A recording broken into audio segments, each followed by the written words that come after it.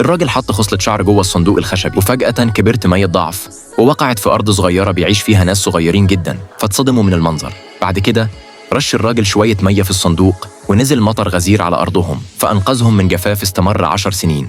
الملكة افتكرت إن في حد بيساعدها، فجمعت الرسامين يرسموا لوحة شكر للراجل وبعتها له بطقوس خاصة.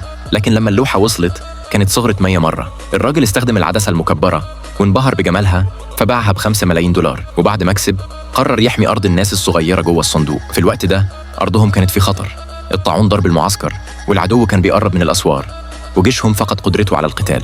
في الاجتماع واحد حاول يجبر الملكة تستسلم، لكنها اتعصبت واتشجرت معاهم. الراجل شاف اللي بيحصل من الصندوق فاستعمل الولاعة وعاقب الجندي المتمرد، فالباقيين ركعوا واعتذروا.